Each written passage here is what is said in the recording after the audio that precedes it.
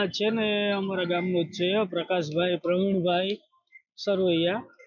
હવે એની આપણે મોવડી થયા હતા. મારા કાકાજીની છોકરી વેરાય એની સગાઈ કરી તો હવે છોકરી ભાગી ગઈ, એનું વરસ દિવસ થઈ ગયું. હવે શું ખબર એને અમે કે ઘણી વાર સમજાવતા, અમારા ઘરે આવતો હતો કે ભાઈ સારી રીતે તેને સમજાવતા હતા કે ભાઈ તું બીજે પૈણી જા. હવે ઈ વહી ગઈ તો વહી ગઈ, બરોબર. હવે એને આખું જગ તો છોડાતું નથી.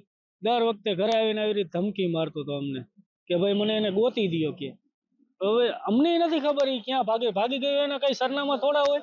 હવે અહીંયા હોય ક્યાં હોય કોને ખબર. હવે આપણે એની હોય એની આપણે બીજા કામ ન હોય. ભાઈ એને કહેતા હતા કે ભાઈ સારી રીતે કે ભાઈ તું બીજે પૈણી જા, હજે તું જુવાનો બીજી સારી રીતે પડે. અને બીજું એક કે પેલા હે ને એસિડ હે ને મારી છોકરી ઉપર નાખવા આવ્યો હતો એ, પણ એને એ છોકરી ભાગી ગઈ એના બાપુ પાસે, મારા મોટા ભાઈ પાસે, બરોબર. એની હાજરમાં વર્ષાબેનો બે ને પેલા તો છોકરીને એને હે ને એસિડમાં હે ને મારી જ નાખવી હતી, પછી બે ને ઘરવાળીને હોતે.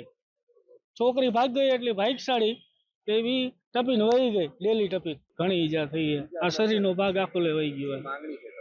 હવે એને સજા થવી જોઈએ.